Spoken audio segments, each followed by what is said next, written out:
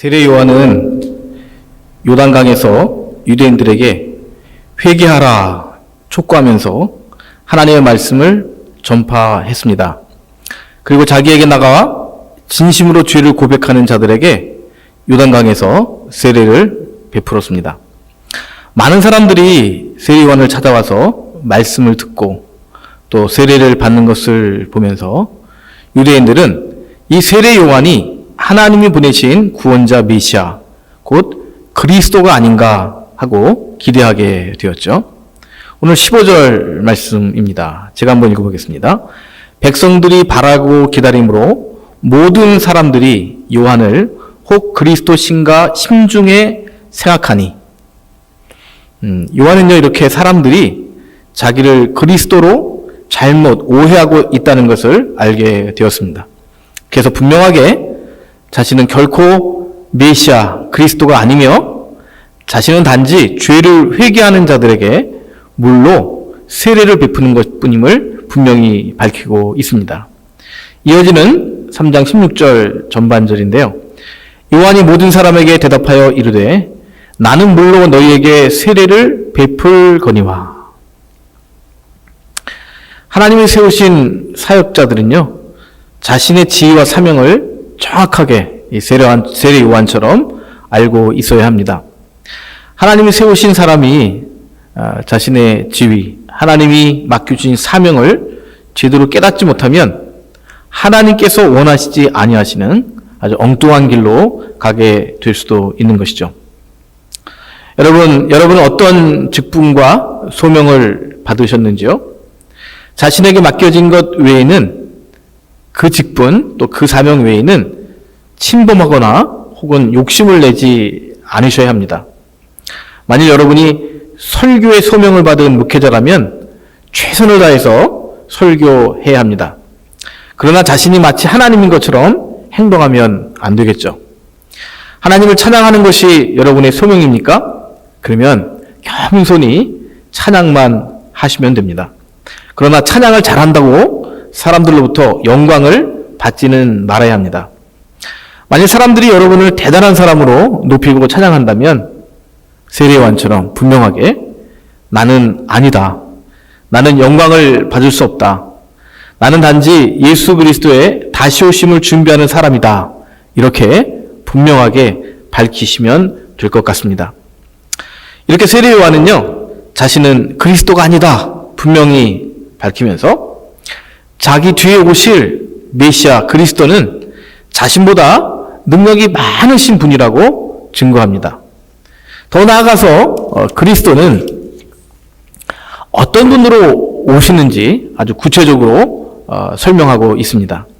16절 후반절 제가 읽겠습니다. 나보다 능력이 많으신 이가 오시나니 나는 그의 신발끈을 풀기도 감당하지 못하겠노라. 그는 성령과 불로 너희에게 세례를 베푸실 것이요. 이 요한은 예수님과 자기를 비교하면서 자신은 어떤 존재냐면 예수님의 신발끈을 풀 만한 자격도 없다. 그렇게 말하고 있습니다. 그리스도의 오실 길을 준비하는 그 소명은 받았지만 자신은 그리스도로 오시는 예수님의 종도 될 수 없는 그런 사람일 뿐이다. 이렇게 밝히고 있는 것이죠. 그러면서 요한은 자신이 베푸는 세례와 예수님이 베푸실 세례를 비교합니다. 자신은 율법의 전통에 따라서 물로 회개의 세례를 베풀었습니다. 그러나 자신의 세례는 일종의 정결의식이죠. 이것으로 죄의 근원을 해결하거나 죄의 근원을 없애지는 못한다는 것을 분명히 잘 알고 있었습니다. 반면에 그리스도로 오시는 예수님, 우리 예수 그리스도는 그분이 베푸시는 세례는 성령과 불의 세례임을 강조합니다. 예수님을 영접하는 사람은 성령으로 다시 태어나고 불로 태우듯 그의 죄의 뿌리까지 태워진다고 증거하고 있습니다. 예수님을 그리스도로 믿으면 성령과 불의 세례를 받게 됩니다. 예수님은 그를 믿는 자들에게 성령을 보내셔서 죄의 권세에서 자유함을 받은 새로운 피조물로 태어나게 하시기 때문입니다. 사랑하는 여러분은 하나님이 보내신 예수 그리스도를 진정으로 믿으십니까? 그가 우리를 위해 십자가에서 속죄 죄물이 되신 것을 믿으십니까? 그의 흘리신 피와 찢기신 살로 인해서 우리의 죄가 용서되었고 우리를 죄악의 길로 끌고 가는 사단의 권세가 끊어졌다는 사실을 믿고 있습니까? 이 예수님을 진정으로 믿으시기 바랍니다. 그러면 성령으로 세례를 베풀어 주시고 거듭난 하나님의 자녀가 되게 해 주실 줄을 믿습니다. 요한은 자기 주에 오실 예수님께서 메시아 그리스도로서 최후의 심판을 행하실 것도 증거합니다. 예수님은 마지막 날에 타작마당을 준비하고 모든 사람을 심판하신다는 것입니다. 17절 말씀이죠. 제가 읽겠습니다. 손에 키를 들고 자기의 타작마당을 정하게 하사 알곡은 모아 곳간에 들이고 쭉정이는 꺼지지 않는 불에 태우시리라. 이 타작마당은요, 추수한 곡식을 알곡과 쭉정이로 구별하는 장소이죠.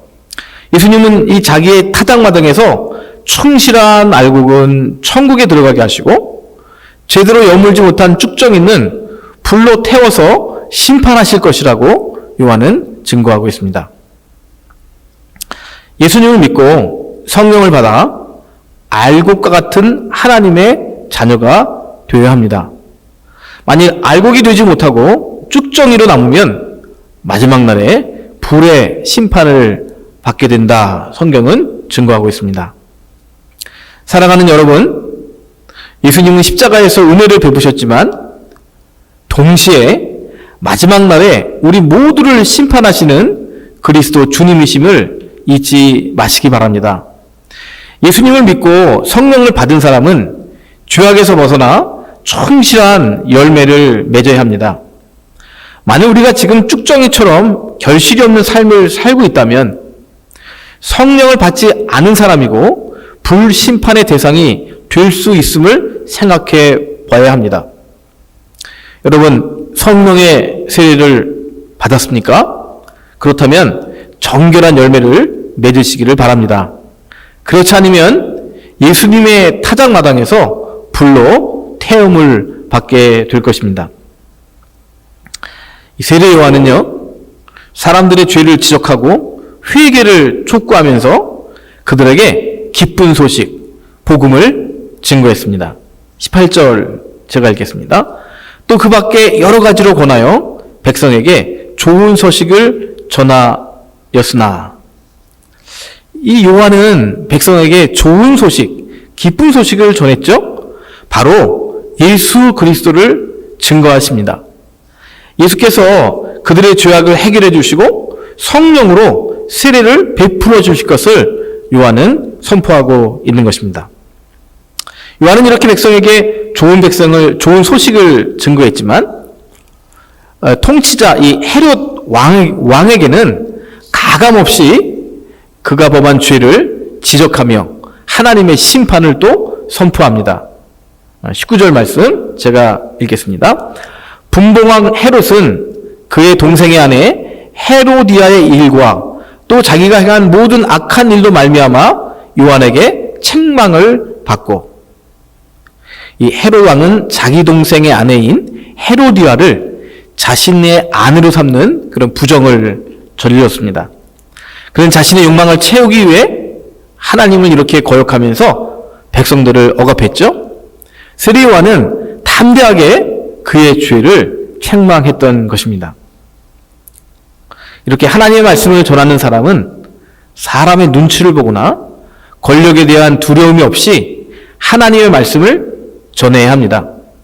특별히 권력자들의 부패에 대해서 눈을 감지 말고 담대히 죄를 지적하고 회개를 촉구해야만 하는 것입니다. 여러분, 우리는 하나님께로부터 예언자 혹은 설교자로 부르심을 받은 사역자들을 위해서 기도해야 됩니다. 목사님들이 되겠죠. 예언자들이, 설교자들이 정확하게 하나님의 말씀을 전하도록, 그리고 세상에서 권력을 잡은 자들에게도 하나님의 심판을 담대하게 증거할 수 있도록 기도해 주시기 바랍니다. 그래서 설교자들이 권력을 두려워하지 말고 하나님의 심판을 증거할 수 있도록 기도하시는 여러분 되시기를 주님의 이름으로 부탁을 드립니다. 이 권력자 헤롯 왕은요, 요한이 자기의 죄를 지적하니까 회개하지 않고 오히려 요한을 핍박하며 감옥에 가두어 버렸습니다. 불행하게도 헤롯은 회개의 기회를 잃어버리고 죄를 더하는 지경에 이르게 된 것이죠. 20절 말씀입니다. 그 위에 한 가지 악을 더하여 요한을 옥에 가두니라. 이 교만한 사람은요, 이렇게 하나님의 말씀을 거역합니다. 회개하지 않고 더 악을 범함으로 하나님의 심판을 자초합니다. 그러나 구원받고 하나님의 자녀가 되는 사람은 죄를 지적받았을 때 회개하고 돌이키는 사람입니다. 사랑하는 여러분, 우리 인간은 모두 죄인입니다. 스스로는 죄에서 벗어날 수 없습니다. 하나님께서 성령을 통하여 혹은 말씀을 통하여 여러분의 죄를 깨닫게 하셨을 때 자신의 죄악을 인정하고 겸손하게 회개하며 하나님의 긍휼하심을 구하시기 바랍니다. 예수 그리스도의 십자가의 고통을 기억하면서 진정으로 회개하며 하나님의 자비하심을 구해야 합니다. 그러면 심판에서 벗어나게 되는 것이죠. 그러나 헤롯 왕처럼 회개하지 아니하고 악을 더하면 하나님의 심판을 피하지 못할 것입니다. 요한은 이제 세례 요한에게 나와서 세례를 받으셨습니다. 요한은 사실 예수님의 신발의 끈도 풀만한 자격이 없었다고 했죠. 다시 말해서 요한은 예수님의 종임에도 불구하고 예수님은 그에게 나와서 그가 베푸는 회개의 세례를 받으신 것입니다. 죄가 없으신 예수님이 죄인들이 받아야 할 세례를 친히 받았다는 것이죠. 21절 말씀 읽겠습니다. 백성이 다 세례를 받을새 예수도 세례를 받으시고 기도하실 때 하늘이 열리며. 여기서 우리는 왜 예수님이 이렇게 죄인의 모습으로 세례를 받으셔야만 했는지 생각해 볼 필요가 있습니다. 여러 가지 해석이 가능하겠지만 가장 중요한 것은 예수님은 그를 믿는 자들이 받아야 할 세례를 친히 받으시고 보여주셨다는 것이죠. 모든 인간은 죄로 인해서 죽게 됩니다. 따라서 구원을 받으려면 죄를 씻는 세례를 받아야 하죠. 예수님은 인간의 몸으로 오셔서 비록 그는 죄가 없으시지만 인간의 처지에 동참하셨습니다. 그래서 죄는 없으시지만 죄사함의 불세례를 받으신 것입니다. 자신의 죄를 인정하지 않은 사람은 결코 천국에 들어가지 못합니다. 죄인임을 인정하고 겸손히 하나님의 긍휼하심을 구하는 사람이, 그래서 예수님의 십자가를 철저히 의지하는 사람이 구원을 받습니다. 사랑하는 여러분, 하나님 앞에서 한없이 낮아지시기 바랍니다. 철저히 자신의 죄악을 인정하시기 바랍니다.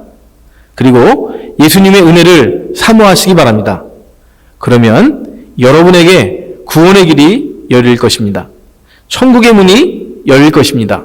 그래서 세례 요한도 예수님도 전도하실 때 회개하라, 천국이 가까이 왔다, 이렇게 선포하셨던 것입니다.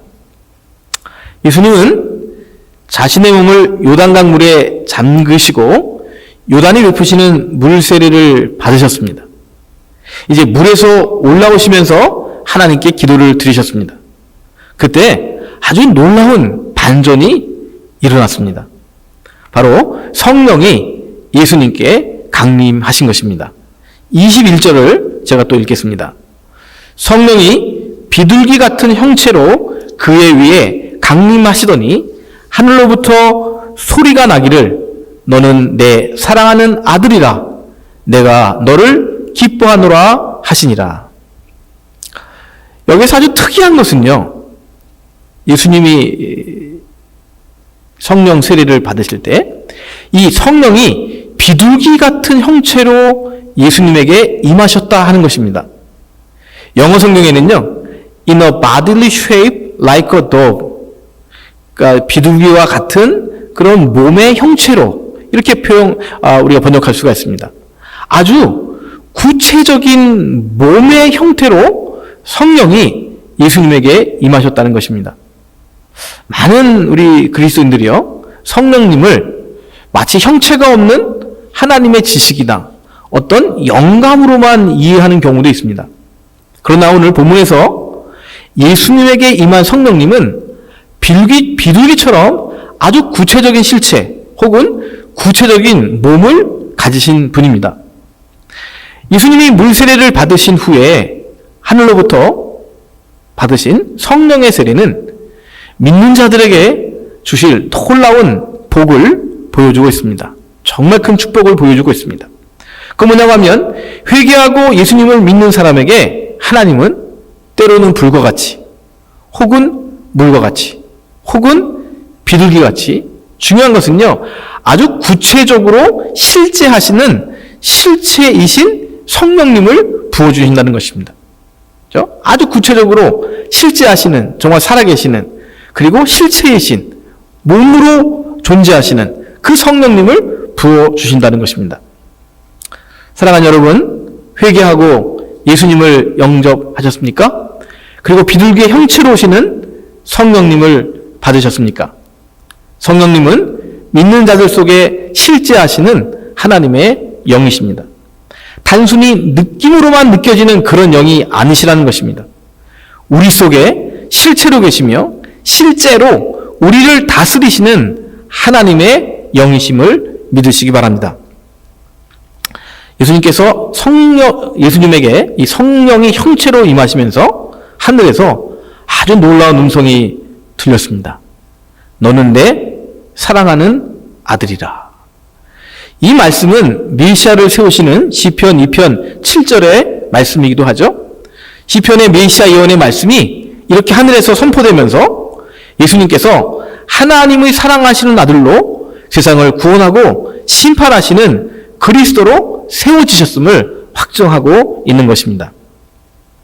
그러나 오늘 하늘에서 들렸던 음성, 너는 내 사랑하는 아들이라, 이 말씀은 예수님과 함께 십자가에서 죽고 예수님의 부활과 함께 다시 태어난 저와 여러분에게도 해당하는 말씀인 줄을 믿습니다. 예수님에게 내가 너를 기뻐하노라 하신 말씀은 예수님을 믿고 예수님을 영접한 우리들에게 하나님께서 주시는 말씀이기도 한 것이죠. 하나님은 그의 아들 예수 그리스도를 영접한 사람들에게 성령의 세례를 내려주십니다. 성령으로 다시 태어나서 신실한 하나님의 딸과 아들이 될 수 있게 해 주시는 것입니다. 사랑하는 여러분, 성령님께서 여러분에게 형체로 임하셨습니까? 그러면 여러분은 하나님의 사랑하는 자녀입니다. 성령님께서 여러분 안에서 내주하시면서 여러분을 거룩하고 의로운 길로 인도하실 것입니다. 성령의 세례를 받고 하나님의 자녀로 거듭난 여러분을 진정으로 축복합니다. 이제 성령의 세례를 받은 여러분은 쭉정이의 삶이 아니라 알곡의 삶을 살게 될 것입니다.